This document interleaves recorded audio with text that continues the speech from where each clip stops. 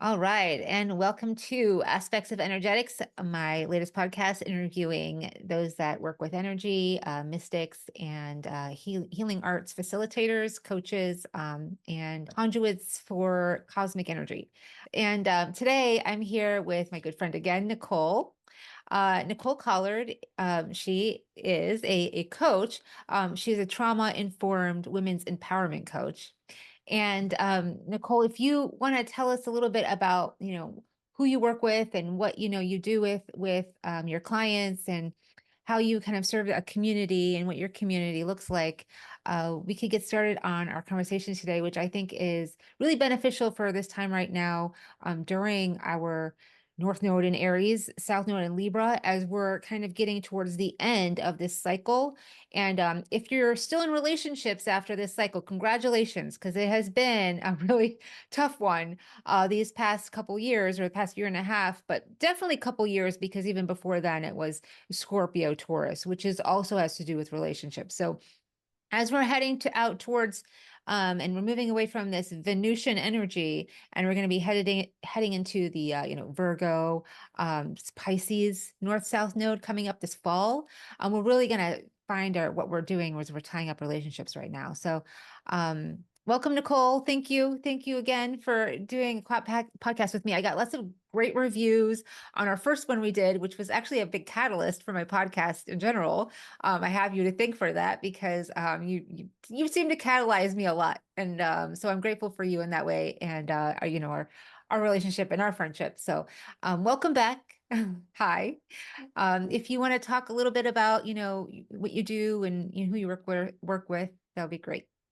Well, as I mentioned, I'm a bit of a catalyst and really take people through transformation process. I primarily work with women because I feel like women are the biggest change agents. I do work with men one-on-one, but I've found that being in our society and marginalized, women have a lot of untapped power, and most of us feel unsafe accessing our power. So, I create a container where we can just step in, accept all of ourselves, access all of our power.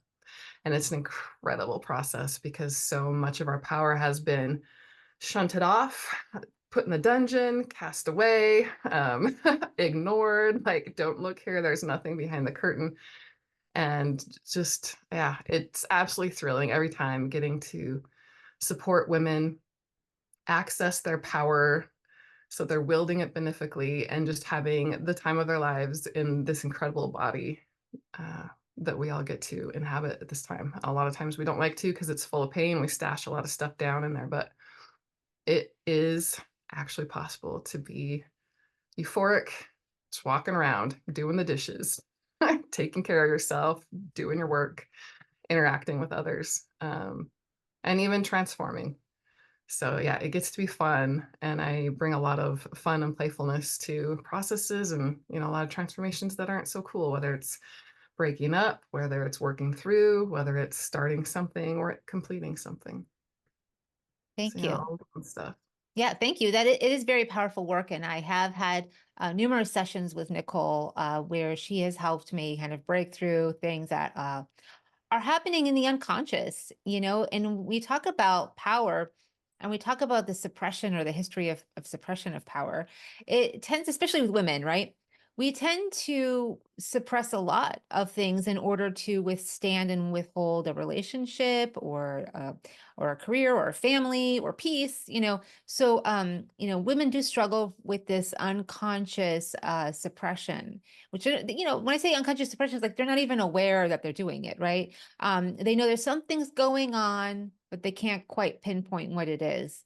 And I've always personally had a problem with that. And so Nicole's helped me kind of, I guess, break through any barriers that I would have to see through things and then feel into them and then shift them so that I can be more aware and more conscious of what's happening in my life so that I can actually make the conscious efforts to move forward with that understanding, that knowledge, that illumination that comes from that.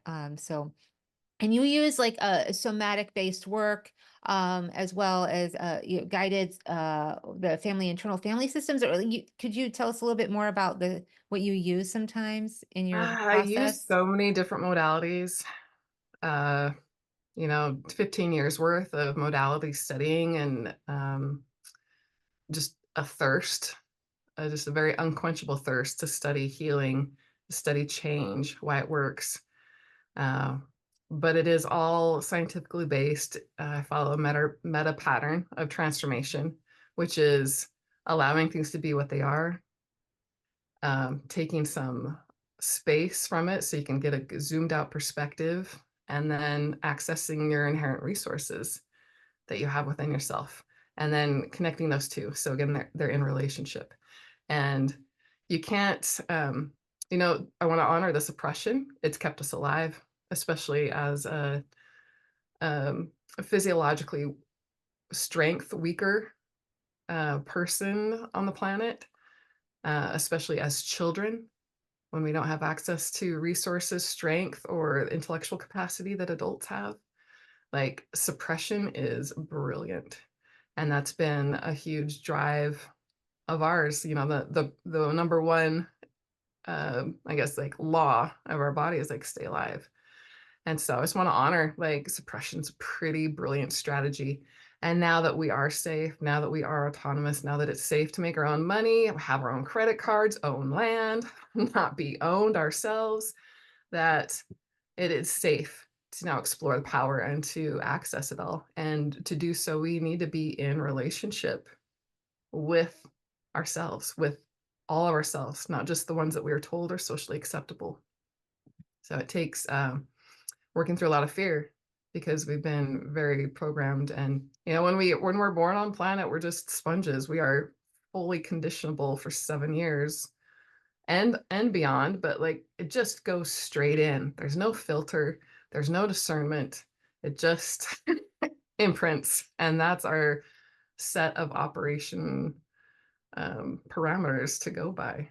So I Yeah. want to honor the process. Everyone is perfect where they are, and especially the women that I work with they're strivers, they're perfectionists. They can see how good things could be, how win-win, how synergistic. And yet so many of them give their power away in relationships. A lot of them just like default into little girl mode, and they let these men behave very poorly and not value them. And it's a real awakening to get back into that place where you're fully resourced within, and these relationships get to contribute to your value and your mission on planet. Okay. And it definitely up levels everyone that we're in relationship with to behave so it's I a I love incredible that. thing. I totally understand that women need each other to really kind of help us, validate one another, strengthen one another, in community. Women have always Yeah. operated in community. And the Chris, sisterhood wound, that yes, competition wound yeah, well, that was yes, wired in also. yes, But yeah. yeah, we get to heal that, and healing that in community is really powerful. I absolutely love getting to witness women and being witnessed by women. It's all very Hmm. powerful. And because our brains were soaked and marinated in estrogen and developed in estrogen, like we do see things differently. Our corpus callosum does work differently. And getting to be with someone who has that same template of how the brain's wired to see the world is really nurturing. Yeah. Yeah. But it seems like with the onslaught of women's liberation movement, we are actually looking at a generation of men now who are more on their feminine and that take on a lot of these female wounds and embody them, And so, when women now, we have a whole different challenge, right? And the challenge is, it used to be women have to feel stronger, right? And I feel like we're at a different time, like this crux where women now, like the strength, it seems to be in vulnerability. because for so long we've kind of tried to convince men they need to be more in their feminine in order to be healthy. And I think, you just still have a whole massive generation, older generation of men who don't understand that. But I think the onslaught of the new generation understand what that is. In fact, they're very much in their feminine.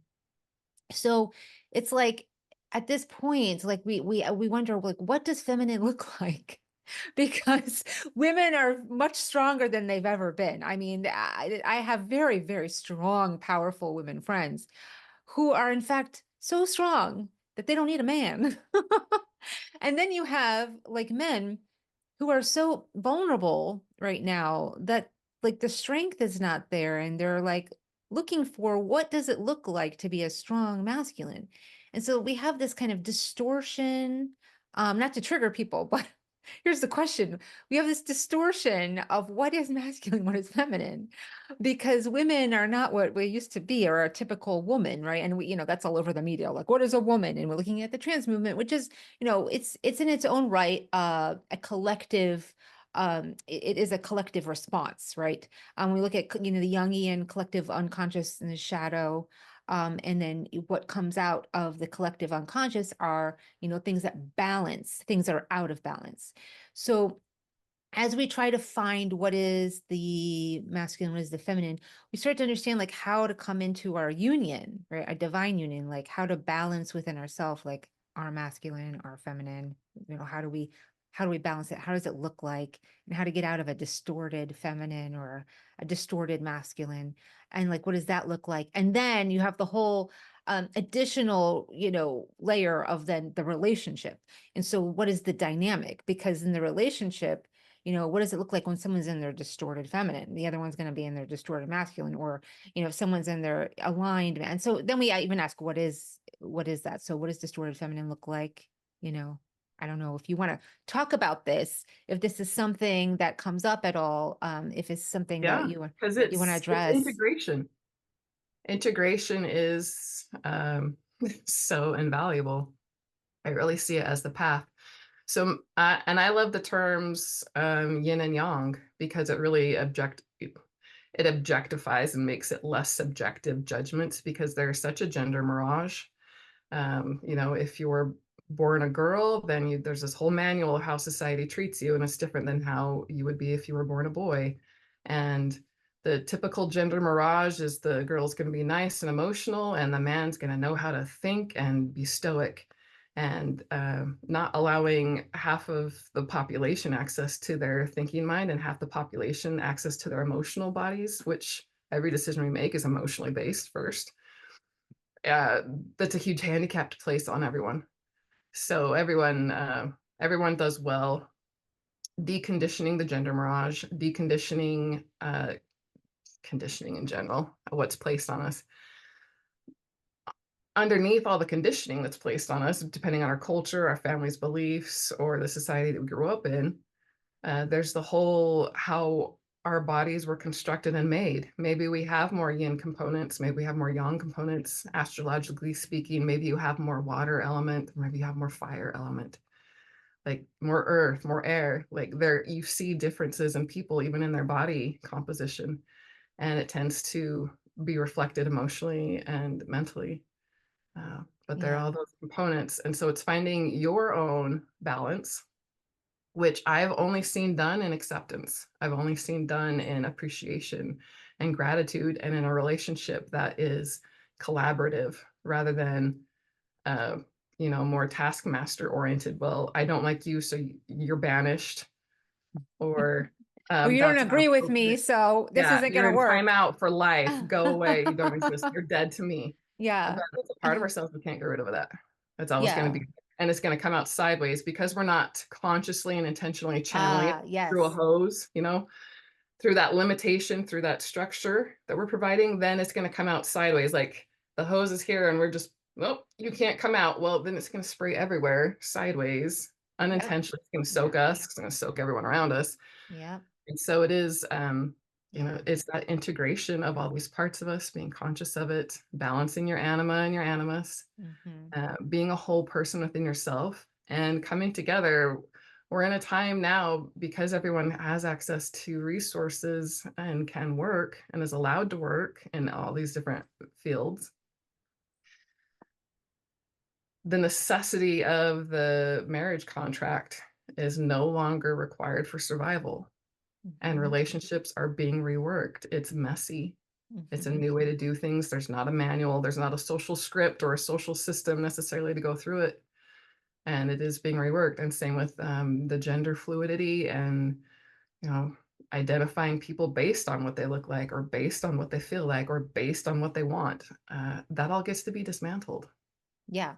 We are going through this huge transformation, as a population, each individually, but as a population, to even see what it will look like in the future will be so different than what our parents' generation went through. And um, I think it's very interesting. I want to kind of revisit your idea of going sideways if you don't directly, you know, process or directly face things like desires, needs, wants, and I think that's a big issue in relationships. So, like when we're in the relationship and we aren't able to address exactly what we want and what we need, for fear of either hurting the other person, or the ego comes in and has all these, stories, or just fear of vulnerability, right? So, that tends to squash it, right? And then it comes out sideways, right? Which is distorted, which is essentially that's what distorted is it's coming out sideways in a weird way that, looks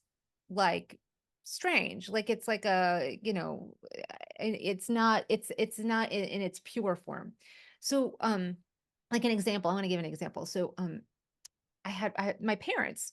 My mom was, kind of talking to my dad the other day, about how she just wishes he would just be grateful for things in his life that have worked out for him instead of always being critical of everything.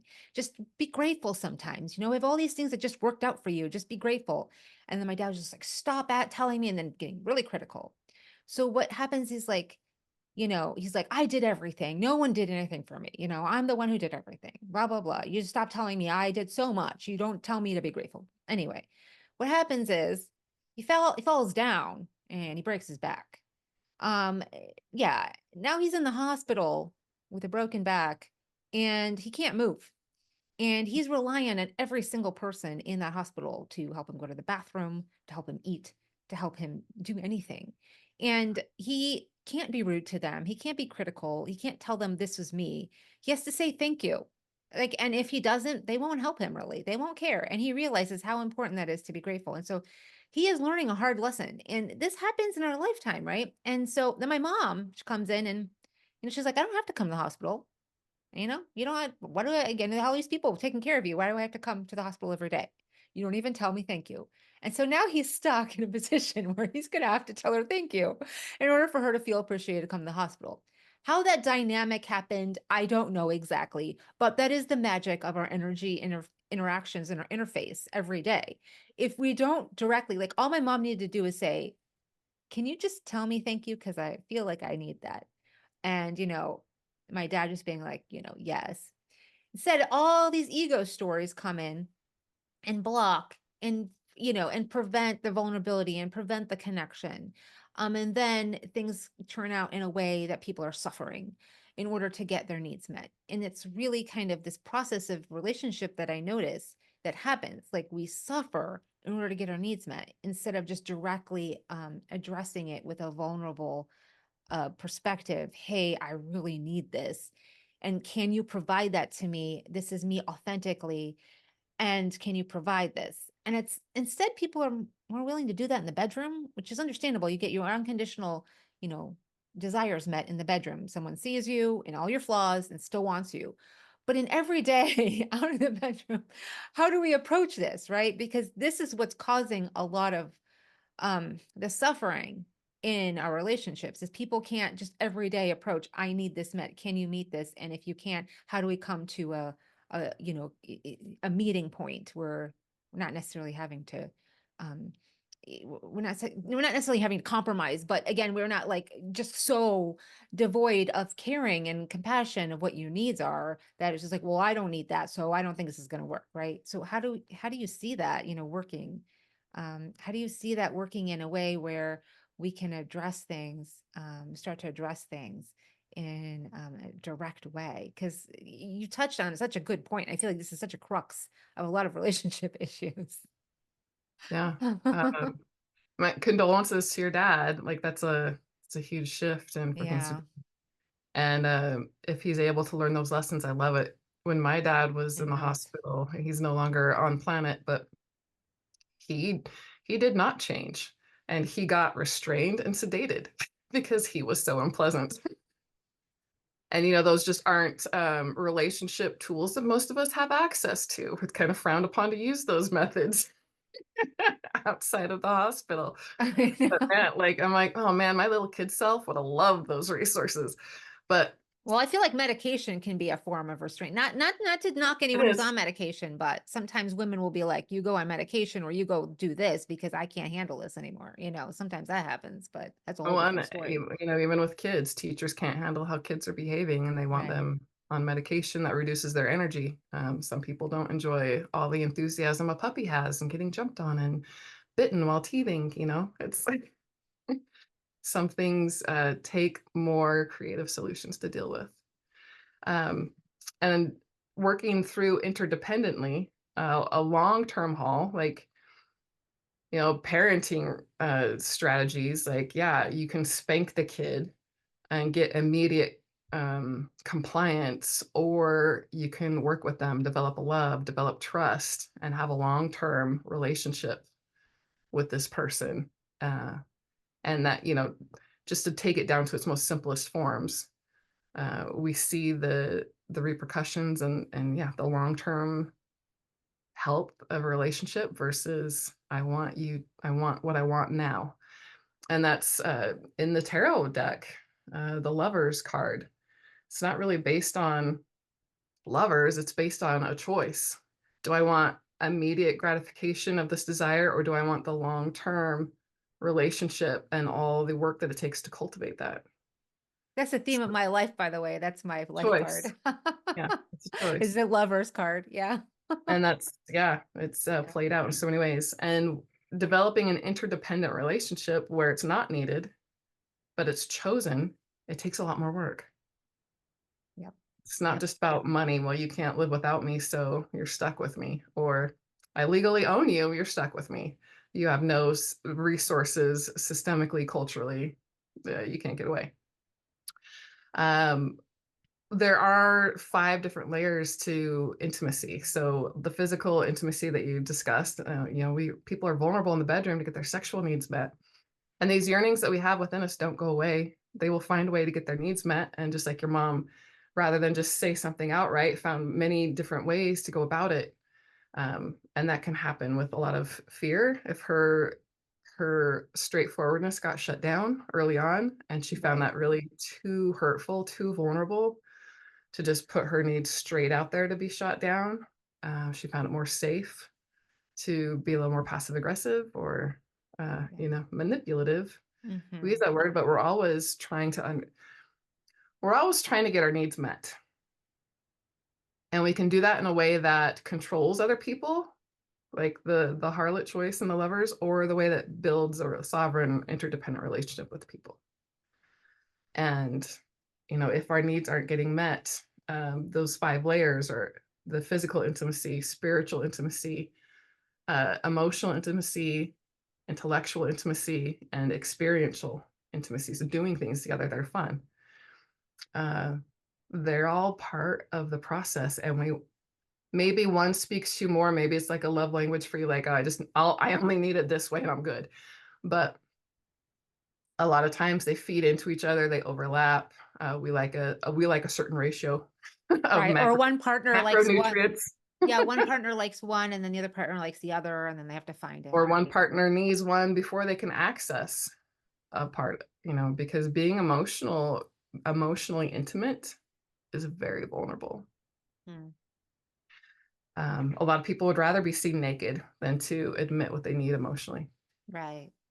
So, um, yeah, there's also the part of us where we will keep bringing the same thing up if we don't feel heard, we don't feel witnessed. So I just imagine your dad never really got validated for his complaints.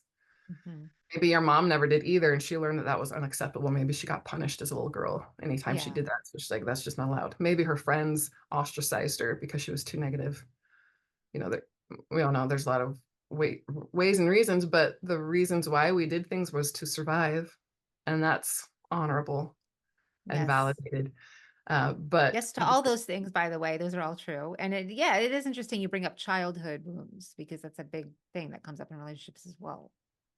that's where we get all of our operational default patterns. So yeah, if we don't feel heard, we will keep repeating something until we feel heard, seen, witnessed, validated. Yes, we can do that ourselves. Yes, we'll shift even faster if we get it from community or from outside of ourselves, but it can be done ourselves. But usually we're so distracted by the outside world that we don't. And that's why it is so healing and helpful to do healing work with a coach, with a support system, with a group, because you show up. You tend to show up for other people or an appointment more so than, oh, it's on my to-do list. I'll do that later. Yeah. Uh, so it is those things, but being witnessed is very important. Yeah. And a lot of the work that has helped me, and therefore that's why I use it with other people, is to get validated and validate yourself. Validate these parts of you that were so awful that they had to be hidden away. Validate the parts of you that weren't heard. Validate the parts of you that people didn't have the skills or resources to handle. You get to be your own best resourcer and witness, and Right. then learn how to connect. You have a whole inner community within yourself, learning how to connect with all the parts of you and enter into a relationship that's based on love and respect rather than what can you do for me? Okay, heart, what can you do for me? You can keep beating. Okay, well, that's all you're good for. Whereas there's a whole ecosystem, a whole universe in your heart that you could get to know, you could be dazzled by, you could be so consumed by. We talk about staring at your navel once you're waking up and in touch with the divine, but we have a really extensive ecosystem within, full of very incredible euphoric chemicals, and we have a whole inner light show. Yeah, so we are interdependent beings.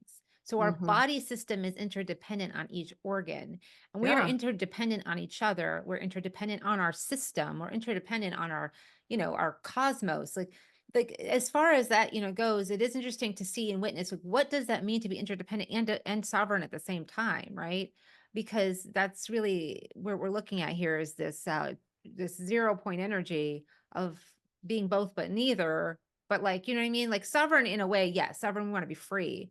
But we also have to understand that, we need each other. Like we can't heal in a vacuum. We can't even witness ourselves in a vacuum or change in a vacuum. So, um, how do you see that playing out in a way in a relationship where we can witness like the need for interdependence or to understand the need for interdependence, but also sovereignty?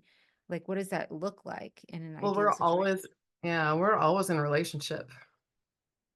Like we actually can't exist in a vacuum. We can try and go live in a cave and really hermit, uh, but we're always in relationship, whether it's relationship with the earth and growing your food, or the farmer who's going to produce it for you. We will always have to interact in some level with something outside of ourselves, and the interdependence. I think it really does come down, much like the lover's card again. It's, are we going to do just something quick and fast, and just get our needs met, nothing extra, or are we going to cultivate and enjoy, kind of like eating something, let's just do something super healthy, like eating a protein bar that has all of our daily requirements, everything we need, there it is, boom. Or creating a beautiful meal, uh, savoring the moments. Hmm. uh, Yeah. And even like the mistakes that went into making the meal, right? Or like the burnt or charred pieces of the whatever you're eating. all Like part of the it's process. right. Yeah. Where it's not like perfect like the protein bar, but the protein bar doesn't have the process and maybe even the nutrients. Honestly, protein bars are not that nutrient dense, no matter what you get. If it So, could be, yeah, no, it would be it's interesting. awesome. Yeah, and Uh, I think that's part of the really interesting part of the discovery in that but journey. there's difference, being able to interdependently. There's just different levels to it. One, so much thought and went into the bar, so much thought, so much sourcing to create that product.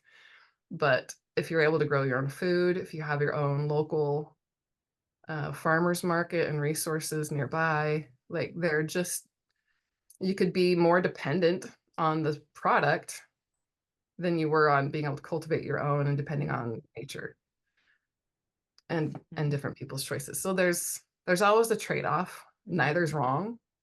Um, but it's what's aligned with you and your values. And an interdependent relationship, if we're not going to learn it from, so say we get divorced, we cut off all ties with everyone around us who's ever annoyed us. Well, we'll get to learn that lesson probably through our body that we needed to learn, Mm. through our health, Mhm. because our body, it allows us to drive it hard for a lot of years, but then it doesn't, and it breaks Mhm. if we have not cultivated a healthy regenerative relationship with it. If we don't learn it through health, maybe we're just like born with this super stalwart body that can do anything. Oh, maybe we'll learn it through money. Maybe Mm. we'll learn it through a business relationship. Maybe we'll learn the lesson we need with time. Like, wow, I have all these dreams. There's physically no way I can actually experience them all in this lifetime. But I can do one thing at a time, and learning how to just even work with your goals, not become overwhelmed. Like there are lessons in relationships to be learned. Yeah, and even like with women, I think even or men who are in their feminine, you can notice there's this pattern of how much can I do for this relationship to make it work, right? How much can I make sure this relationship has what it needs to make it work? And then you'll see this pattern of like over giving. And then usually that partner will attract another partner who really ends up being very needy because they are playing into that pattern. So sometimes what's behind that is whether fear of abandonment or fear of being alone or there's other, yeah, obviously other fears there or motivations behind that, or sometimes it's even just the ego. Like for instance, like a healer for instance can be someone like that because they understand that like they have access to how to help that person, and so they're constantly giving to that person, and that person will constantly take just because they're being given to, like, right, if you someone keeps giving you stuff, I mean, it's just like, why, okay, yeah, I'll take it, instead of be like, you want the other person to be just as empathetic and be like, stop, I've had enough, but I mean that's not how energy works. So I mean, until you get to a point, you'll get signs of it, you'll get like a closed door, you'll get like a hey, leave me alone, or you'll, but like, most of the time, especially someone who's in that dynamic of wanting to be validated or not wanting to lose a relationship will continue to give. And then you see the other side of it, of the person who's like receiving. They sometimes can be seen as, egocentric or narcissistic or whatever that pattern we see happen with the empath and narcissist. But in fact, they're in a similar position where like, well, this person, it makes them feel good to give me. So I want to, make them feel good by taking, and I'll make, hopefully, it gives them the idea that they're valuable because but there is no like actual like direct exchange like, hey, I really appreciate everything you're doing, I think this is valuable. It's more of like this really weird ego desire and these ego shadows that play a part and a role in these dynamics. Does that make sense? And I think that's where women tend to fall into like, oh, I want to nurture this relationship, or like I said, the female role in the partnership. I want to nurture this relationship so much, and I want to keep giving and making sure that this my partner has everything they need and is taken care of and everything, and everyone's taken care of it. And then they end up depleted, and then they feel like they have to go the exact opposite route of just completely shutting everything off. Does that make sense? I don't know if that's something I just noticed that in a lot of women. Yeah. It's a lot of the handbook women are given, their gender handbook is to be givers. Yeah. And again, I see this in men too, though. Especially, I'm going to say we'll go back to human design types, the projectors, Okay. which are the more feminine types. So men have this too. I mean, men, there are a lot of men today that are still masculine and they look masculine and they act masculine, but they have this feminine quality because again, that's why I don't want to exclude them because there's a lot of men like that who are very spiritual, who are very nurturing, who are very giving, and they end up in these relationships with these women too. So and then the women end up being more masculine. And so that's why I don't want to like limit Yeah. ourselves to women, but it does So have a lot of the givers. female role. Yeah. Yeah. And ideally, we know ourselves well enough that we know what we need and we keep ourselves healthy and in balance. And we're trustworthy enough that we can say when this is what I have. I wish I could do more. Um, where do you think you could access resources that you need? There's this trust that no one's going to overgive. No one's going to give to the point of resentment. No one's going to, not be able to take care of themselves. Unfortunately, sometimes we're not in that much self-awareness and we don't know, and we do overgive until it's too late. Most people. Yeah. I went for years working out, not knowing when I was hurting my shoulders until I couldn't lift anything the next day. I'm like, oh, I really hurt my shoulders. But it took so long to narrow in to like when was too much. Like I didn't Mm. get any cues or signals until, delayed onset hit. And so there's developing a closeness and trust within yourself, a respect and recognition within yourself that you value yourself, that you matter just because you are, not because of what you can provide or give, and that your priorities matter just as much as everyone else's. And there's a way to work synergistically. So getting those three pillars good within you, then you're able to have what I consider a healthy dynamic in a relationship. But I don't think we have to be healed or perfect in order to be in relationship.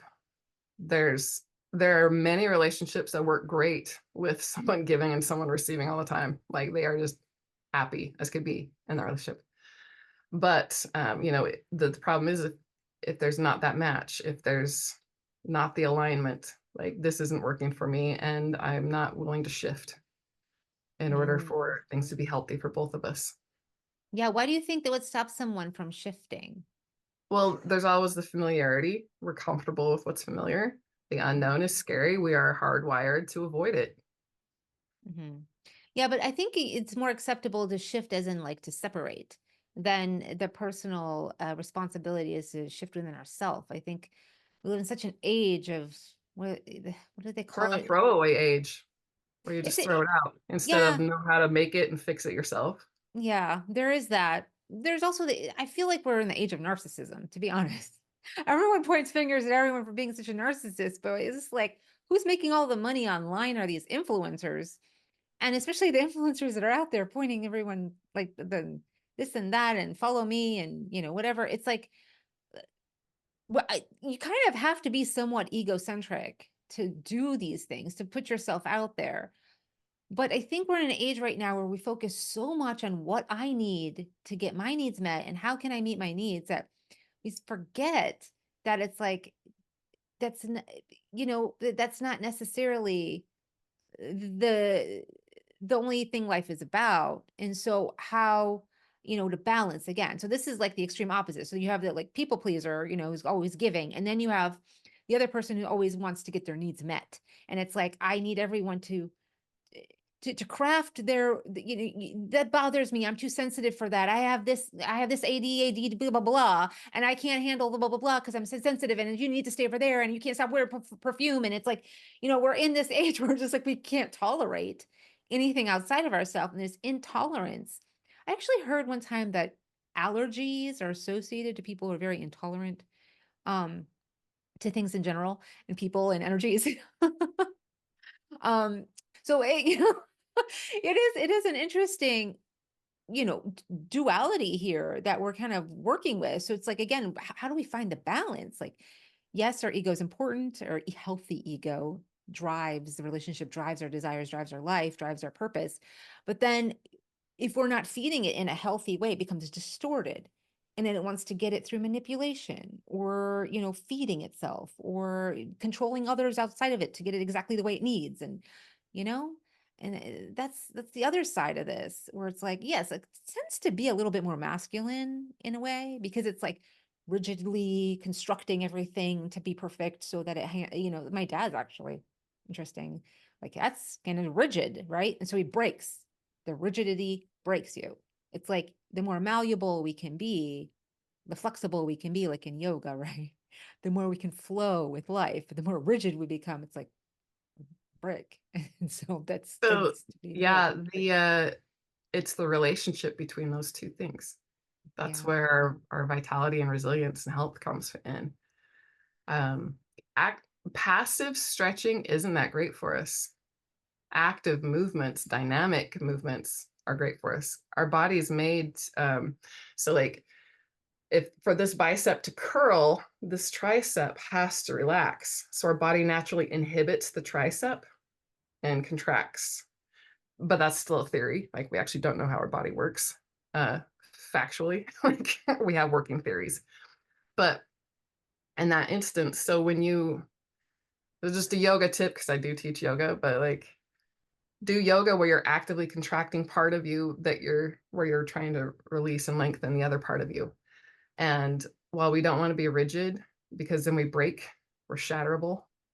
And we don't want to be loosey goosey because then we're going to have everything fall out of place and we're going to have tons of injuries because our body's trying to brace itself because we're not doing it for ourselves. Mm. That it has to be both. To have a cool blanket fort, you need the cushions and the couch and the chairs to provide structure. Otherwise, you're just in a pile of blankets. But together, you've got all these little cool spaces you can go in and explore and play in. So it's the balance, it's the relationship between the two that make life functional and worth living, in my opinion. And working with our nervous system, I have found to be one of the greatest things ever because I am a very hypersensitive person. Most people are. It's an aspect of being on the spectrum or having some neurodivergence. And we live in an increasingly toxic society. So toxins that people didn't have to deal with. Now our bodies are like full of plastics. And so our body has more to deal with. And it's kind of like our capacity bucket is filled up and overflowing. So then everything freaks us out. Hmm. Um, because you can have, you can tolerate, and we've seen it, the straw that breaks the camel's back, like the shelf broke, whatever it was, that Yeah. just takes us to that breaking point. Yeah. And so, working with nervous system resilience, we actually work out our nervous system, exercise it the same way we do our muscles. So, working with polyvagal techniques, with neurosomatic training, we help our nervous system handle things. And whether that's so, in my work, I use a lot of that with exercises, but also practices working with your interoception and your proprioception. Like all of these things help in our relationship to where we are and things. Yes, there's a window right next to me, but what's my relationship to the window? How far away from it am I? Like comprehending those things helps our orient ourselves so we feel safe. Mm. And when we feel safe, we're more resourced and can handle the different changes. We're more adaptable. But yeah, it is when I started working with my nervous system, uh, huge help. I could just sense smells like, oh, that's a toxic substance. Nope, don't want it in me or on me. That seems like an excessive amount to be using, but it didn't give me a headache. It didn't shut me down. Okay. So Yeah. it can be, it can just all of our senses can be brilliant at the sensitivity level that they are. Yeah. To keep us And they can alive, be to for keep us safe. information. Yeah. Yeah, they can give us information, decipherability. Like, dogs have these amazing noses, so sensitive, and they can just stick them in a pile of poop and be like, wow, look at all that information. And it's just like, how I remember watching that and being like, how do I get there? How do I handle this plethora of information coming into Well, a me. dog will also know what's a medication and what's food. So it will not take the chemical, right? It will eat Yeah. the food. And so sometimes you have to trick them. But my But dog was smart. She'd spit it out after she'd eat the food. But yeah, so I yeah, mean, that there's is, ways to work with our nervous system yeah. and our body because everything is such a hologram, a Hmm. mirror, the microcosm and the macrocosm of everything. We're so nested.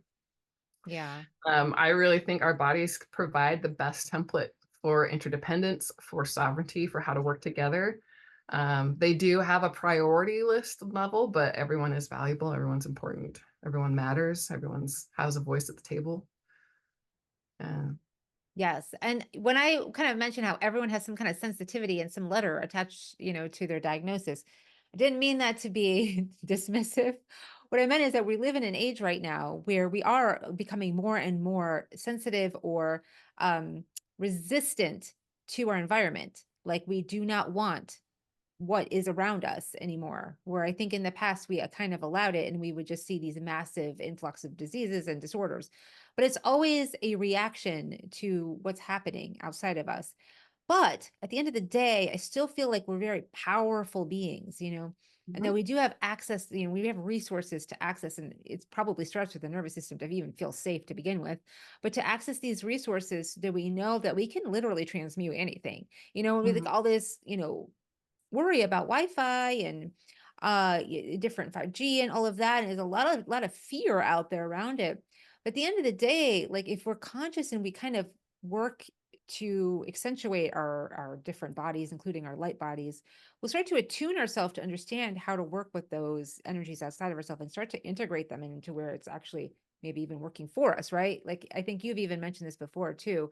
So there is this again a sense of personal power in this process. Like even people I've known who with allergies and maybe had like lifelong systemic allergies, they ended up healing their guts. Like they'd have to go through this huge transformation process where they'd heal their guts and then they weren't allergic anymore. So again, it goes back to our sense of power. And do we choose to stay in the mindset of, well, I can't handle it, so you're going to have to control the things that you're giving me. So you're going to have to control yourself in order for me to feel safe with you? Or do we get to a point where I'm starting to feel safer now in my body, in my environment, to where I can handle what other people are giving me around me, and I can start to feel like I'm safe no matter what, and it's kind of like I feel like even in relationships, right? Like one partner will be like, well, I don't trust you, I feel really unsafe, like you're going to yell, you're going to do something, you're not going to feel happy, and so I have to be on edge and try to resist anything rather than be like, whatever you're going to react to, what I'm going to say, what I'm going to bring to you, I am strong and safe enough in my body to handle it and know that I can withstand it, and that we can be here together withstanding each other's, you know, for lack of better words, shit that comes up. And so, like, that's really kind of the place where we want to be, to have the good relationship, to have the healthy relationship with each other, with our world, with our environment, so it's like it goes back to self, right? And then our self responsibility, that kind of sovereignty, I guess, um, going back to the inner work and the inner shadows that we have to work with, like when we get triggered, right? I don't know. Again, I want to definitely validate, those out there who have sensitivities and have, different issues that they're working with, or different, prognosis, diagnosis. But, at the end of the day, we are powerful. And I just kind of want to reiterate that, like, not that we can get rid of diseases altogether, but like perhaps the disease is there to, be the teacher, right? To be the nurturer that we didn't have and that we have through, doing that, taking care of ourselves in that way. Um, so, yeah, I don't know if you have anything to add to that or any other, well, it's ideas. personal experience. Oh, Okay.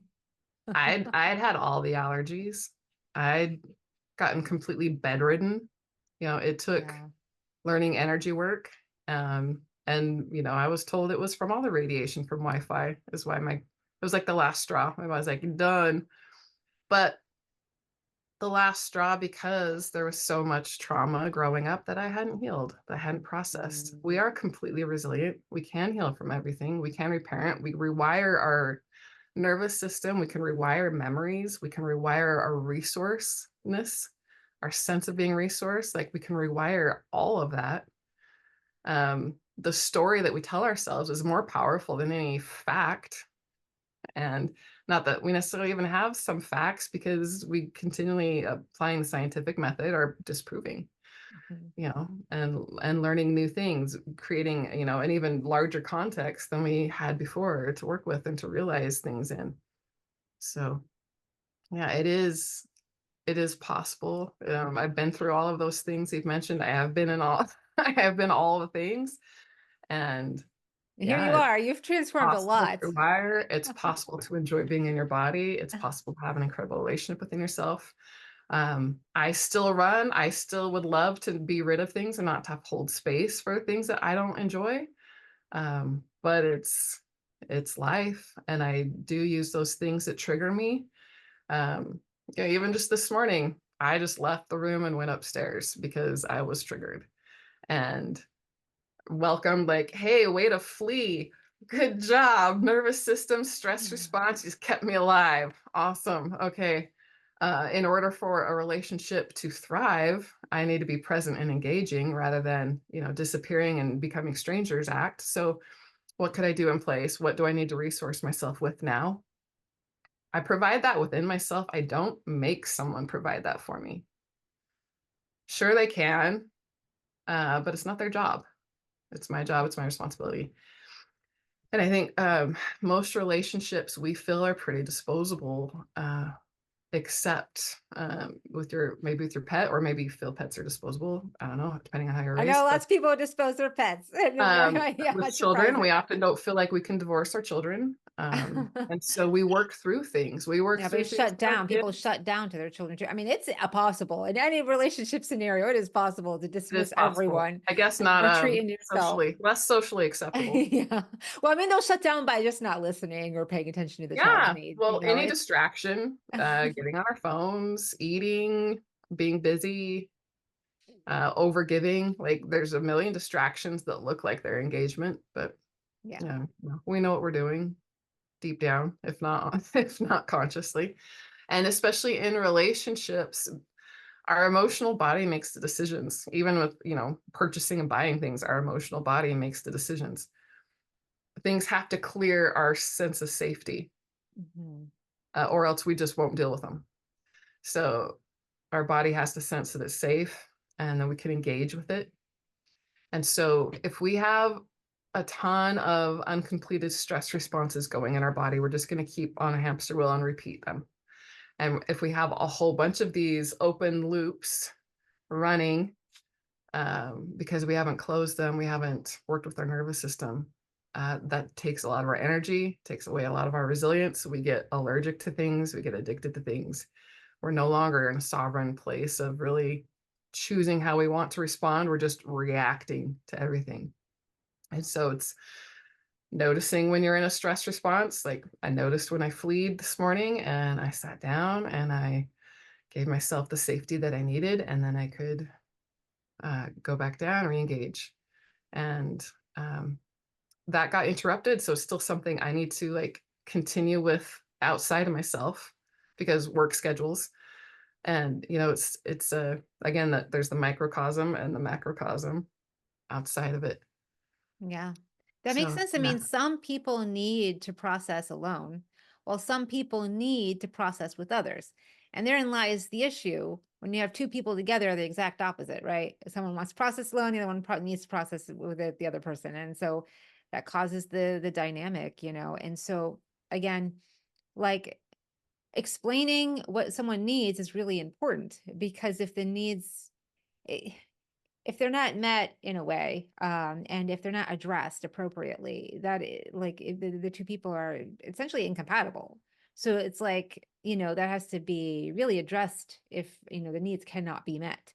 And so that's really, I think, the basis for any separation of a relationship is when the two fundamental views are really incompatible with the needs, like both needs are actually just not met.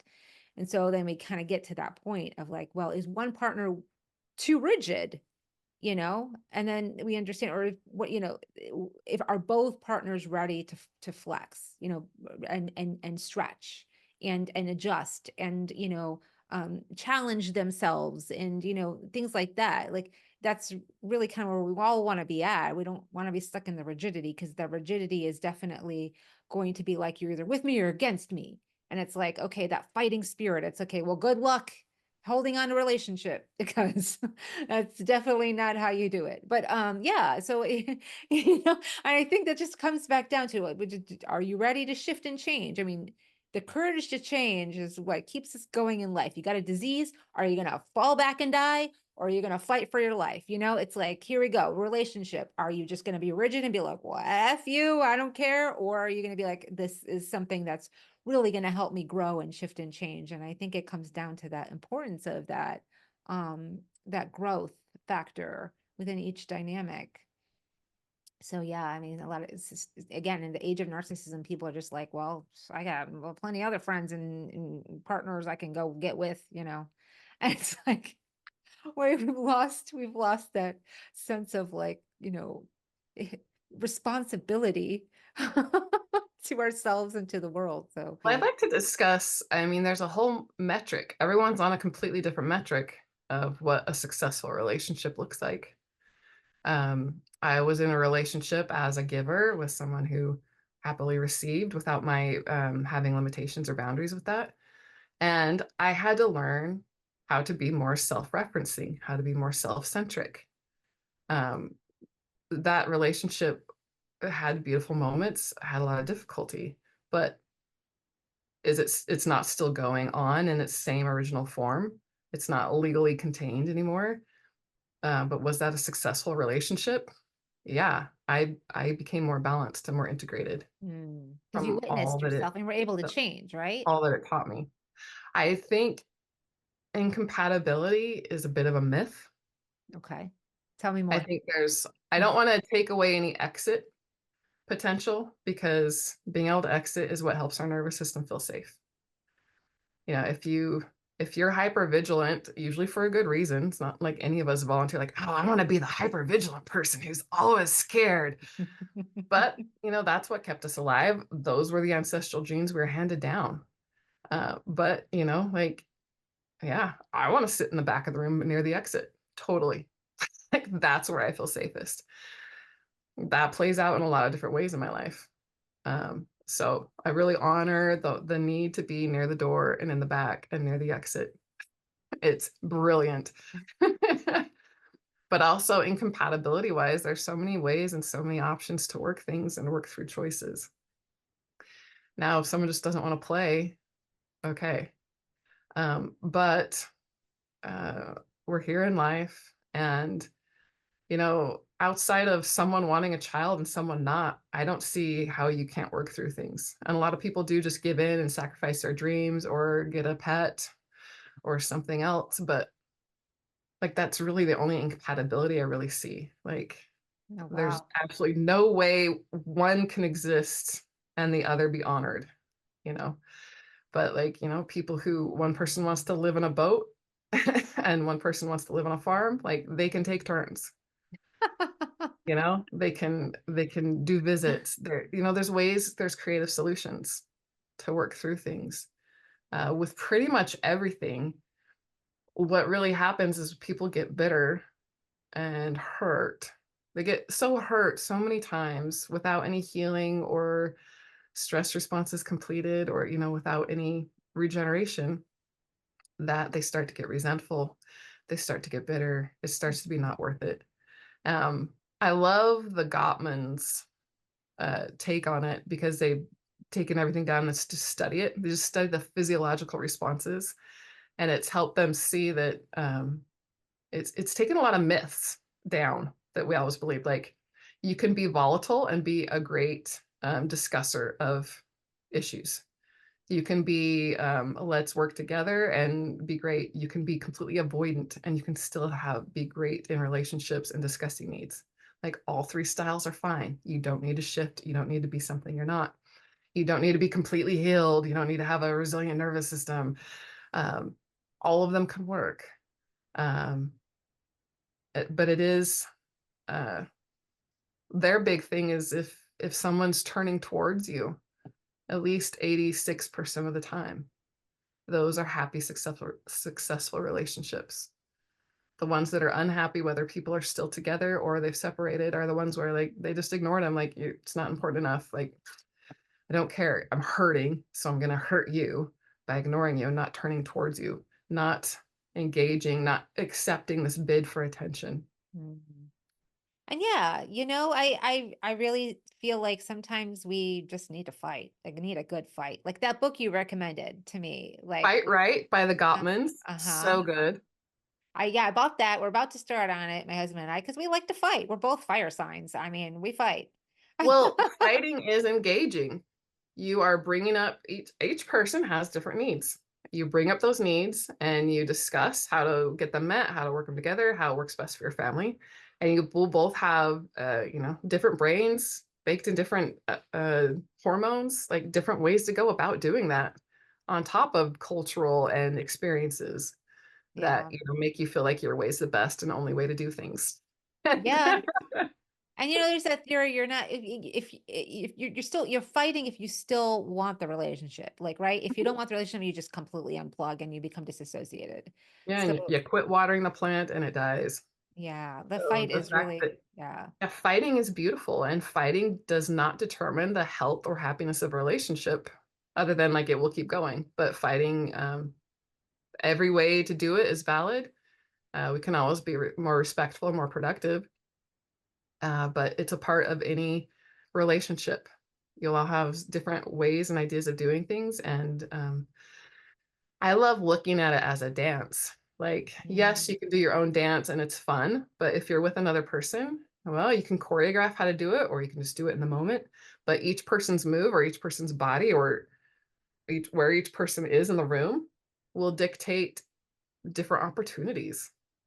Yeah, you may not be able to do what you had planned. Maybe you won't stick that round off or back handspring into the move when your partner's in the way, but you can do other things that you hadn't planned to, that you couldn't do alone.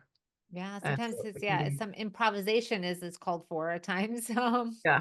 But Or yeah. choreographs, but yeah, there are things you can't do alone that you can do with a partner. And, Yeah. so many facets of life, but especially with fighting and getting needs met. The way that you may need to accommodate or collaborate with your partner in order to get your need met while getting their need met, like it creates a whole different frequency, a whole different color, a whole different thing that you had never considered before because you hadn't had to. Maybe you like it better. Maybe it is better, but you don't like it because it's new. But you become a better person because of it. Right. But then there's boundaries there that actually can fit into the fighting scenario. Like you have to have some boundaries. Like you can't just bring up Well, like past wounds in a fight because you yeah, want to when we're hurt. triggered, we don't use our prefrontal cortex. We bypass it. So there's no logical thought going on if you're triggered and fighting. If you can just discuss things, then great, you can work it out and it will be great. But if you're triggered, you do. You need to go for a walk. You need to complete your stress response. There's ways to do it faster that I think make relationships easier and more enjoyable, but you eventually need to settle down, feel safe, and be able to re-engage in the conversation and not feel threatened by differences. It's okay to take breaks too. Like if you need to get outside, you need to leave with the cut. Yeah, and the Again, Gottmans are big on like the worst marital advice ever is to don't go to bed angry. It's like you do need to go to bed angry because you need space. You need time for yeah. things to settle and simmer down. Yeah. This whole like, yeah, again, it's the old method of don't do this, don't do that, shaming everyone for the way they want to hold relationships. And And now having research that studies everyone's physiological responses and saying like, yep, that doesn't pan out as a fact. yeah, I mean, even for some people, like sleeping in the same room doesn't work for them, but they still love each other dearly and they just don't want to sleep in the same room. And, Yeah. that's And another human design would say, don't do that anyway. That's not good for you. Yeah. So again, we're kind of at this turning this point in time where relationships and what our expectations of them are shifting. And if we're stuck in a past mentality of if I don't do this and that right, then this relationship is detrimental or it's over, it's failure. Again, that's kind of giving into the old patterns of the way of doing things, which is not where we're going in the future. Yeah. Absolutely not. So And we have the physiological adaptation where our cells get addicted to a certain frequency or a certain emotion. So I find there is a whole lot of addiction to offense. Yeah, And we that's can the choose to be trauma offended. wounding that It can plays be out. completely not personal, and we choose to take it personally and get offended. Whereas we could tell ourselves a different story, have a different influx of emotion, and eventually our cells and receptors would create different receptors to bring like, oh, let's bring in euphoria. Okay. Mm. But there is a physiological response to things. That's why change doesn't happen as immediately as just thinking it, but it will come. And just if we note that, like, oh, look at me trying to be offended. That's so cute. Let's create a different flood of emotions. Let's get these cells used to bliss and euphoric uh, Yeah, it hormones does go and back to the chemicals. sorry to talk over you. They're good. Okay, so it does go back to the regulation of the nervous system then, because here's the thing, like that shift and change that you need to do, like you're in a state of survival, right? You grew up really traumatized, parents were very abusive. And so in the relationship, you're constantly struggling for safety and the method of survival. But what feels good to you is to have a level of adversity because that makes you feel like you're loved because your mom just yelled at you Because it's constantly. familiar. Yeah, exactly. So then you feel like, oh, okay, she loves me too. So she can yell at me constantly and nag at me. But then you like put yourself in situations where you force that to kind of happen because it makes you again, so then it makes the other person kind of feed into that because again, within a relationship dynamics that are not sovereign, people are corded and connected to each other, which again, we could talk about like how disconnecting the cords is actually better for the relationship. It doesn't mean the relationship is bad or over. We do have to disconnect from one another energetically. We should be in our own energy, aligned with the cosmic energy only, not other people. And so, like again, so then when we're constantly connected and corded to each other, we'll just kind of play into those shadow ego desires. It's like, and then it becomes this game. It becomes a dance, right? But it's a dirty dance. And it's like it's a game, but it's not a sexy dirty dance. It's just like a really probably detrimental one. And so then we just start to feed each other's like wounded ego. And so that makes sense. And then it's like I'm giving them what they need. Oh, I'm getting what I need. And it's like in a very destructive, distorted way. Well, and I So want to honor that too, because how beautiful that someone would play. That's the game you're presenting. I want to play. And that wakes them up. They get to a place where, like, I'm bored of this game. This no longer does it for me. Like, this keeps coming up. Why? And that's the beauty of relationships and why they help us evolve faster because they're yeah. they're incredible mirrors. And then yeah, you'll get to the point where, like, you know what, I don't like sourcing my energetic and emotional needs from other people. I want to source them from my divine essence, and I want to play with other people for fun, in ways that empower all of us and make things better. And that Yeah. becomes an option, whereas before, you just thought you had to do things one way. Right. Because it's again well we're raised and it's so again we have to kind of go back to our inner work, retraining our nervous system, witnessing each other's, ability to be empowered sovereign beings, and then come together in a way that's then empowering each other. So, but it is again, it goes back to self-responsibility. But again, that fight sometimes is the trigger that's necessary for A both great people to catalyst. shift. Yes, fights are great, and disagreements are great. Disagreements doesn't mean Catalyst. that they're with you or against you. Disagreements means Yeah.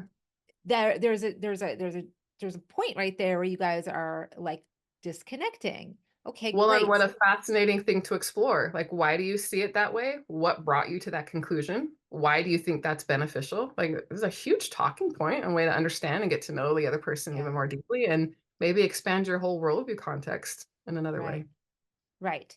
And that is what's in order to address that, you do have to have a desire to understand or see the other person where they're coming from, rather than and like just hyper focused on yourself and egocentric. So that's again, you have to get outside of yourself in order to want that. But what's so interesting about that is once that is engulfed, and that's when you encounter that you start to see how the other person brings you back to yourself in such a deeper, more profound way, and then an empowering way. So it's like that doesn't mean you're giving away your power to the other person and you're just hyper focused on them. It means that you're enveloping the other person as part of your own experience. And then that brings you deeper awareness. So I don't know how to explain that in a way that makes it seem like you're not dependent, but it's like, again, goes back to the interdependence. Does that Interdependence. make sense? Did I explain that okay? I don't know. If I I thought it did. was beautiful, and I Okay. appreciate you bringing that perspective in. Just because I come from such a giver perspective and mentality, I forget to even think about that or explain from that context. So I thought that was great. Okay. Okay, great. Cause I mean, I have been experienced relationships where they see me as like the adversity, because I tend to bring triggering things to people. And I don't mind being like disproven or like, hey, what about this perspective? I love it. And so, I have that Mars Gemini first house kind of fighter with information kind of thing, but I'm a little bit of a debater. But I think that's again, like I am very open to wanting that full perspective and it bring it to me. And it's like, in a way that sometimes can be triggering, but it's okay. It's okay because the witnessing, oh, why am I triggered by this? Or what is my perspective against theirs is so valid and important in today's life. Like when we were going through the past few years of people just canceling each other constantly because they had a different point of view. So toxic. Like it's so toxic. It's like it brought us again to this point where like, well, you don't agree with me, then you're against me. Then it's like, no, now Yeah, we're at this people were war, dismissed. consciousness No bid war. for attention, right? All the bids for attention were rejected. And that's what happens. That's how people separate, right? Yeah, exactly. For any relationship stuff, I love the Gottman's work. Mhm. Uh, I like their books better than their podcasts or interviews. So go deeper if you've tried them. And the other thing I mentioned it briefly, but Esther Perel has a great following, and I love her multicultural perspective because she grew up in so many different environments and cultures, and is so Yeah. linguistic. I love She her too. Yeah. understands all these different. I love that perspective because it's so open-minded, and it is so Mhm. like these are Yeah. just cultural differences. What you see as incompatibility is usually just a cultural difference, a different vocabulary word, a different meaning for the same word. Um, Yeah. and her big thing is that what we want is control and power, closeness and trust, and respect and recognition. And those are the three things people really fight over. And it's just knowing that everyone's priorities matter. Maybe there's a triage that gets taken care of, but you know, needs both get to be met. Yeah, and she even talks about how you can sustain and withhold a marriage or relationship even after any infidelity. And Oh so yeah. I feel like someone who's studied the Uranus opposition, and that's a whole different story where we kind of go through the midlife crisis. So when it tends to happen a lot to a lot of people. So I've listened to her a lot about, her different perspectives, including that one, which I think again in our old perspective, oh, once the infidelity comes in, the relationship is over. That's it. There's no more A trust. lot of trust to be rebuilt. It did. And the thing is, the trust was never there to begin with because that partner had to seek validation outside the relationship. They never trusted within the relationship in order to have to do that. So that trust needed to be rebuilt from the beginning, which is why it caused the infidelity. So then it's finally, are we going to build the trust now, or are we going to say that's it? So it then becomes even harder to build the trust. But then, just like a good foundation, it takes a little bit more effort and time to build a solid foundation to rebuild it. Maybe break an old weak foundation to rebuild a solid one.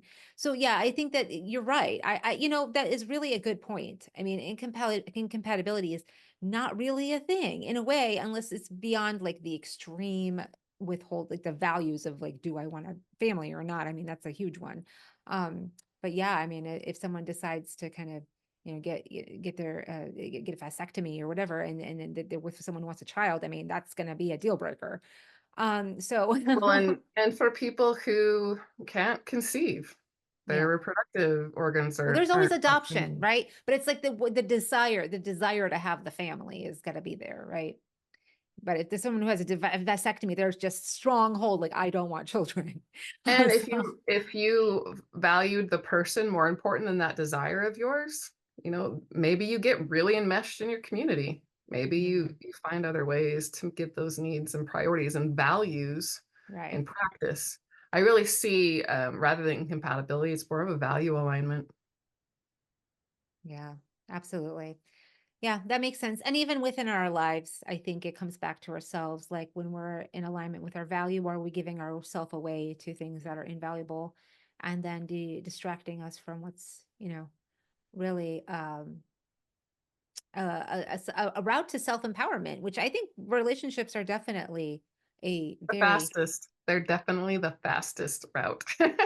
yeah, absolutely. Absolutely. So, with that, I think here we could probably conclude our conversation today and on this topic. And I know there's so many other topics we want to talk about in the Now, there's future. so many rabbit holes of human design and astrology that would have been so fun to go down.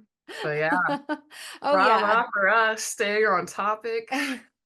Absolutely. I think we did a great job covering this and, in its theoretical applications. But, just alone. And then, yeah, you get into the astrology of it and it's juicy. And then, of course, the human design. So that's, a whole nother level. But And all things that take off judgment and yeah, help us be more accepting of there's a million ways to do this thing we call life. yeah, absolutely. All right. Well, thank you again, Nicole. If you'd like to get a session with Nicole or, be a part of her online group, you can go to her website. I'll go ahead and put that underneath here. Like I said, I've gotten many sessions from Nicole and they've been very transformative. Nicole has a North Node in Scorpio conjunct Uranus, I believe. It's like a very powerful position there for transformation. So, Nicole, you're really good at helping others transform and shift and change. And I know that you've had to go through a lot in your life to get there, but you're really, really crafted at it. So Doesn't thank stop. you. Thank Yeah. you for You're your work. welcome. Thank And you. thanks for this conversation today. So blessings to all. And thank you again. Bye-bye for now.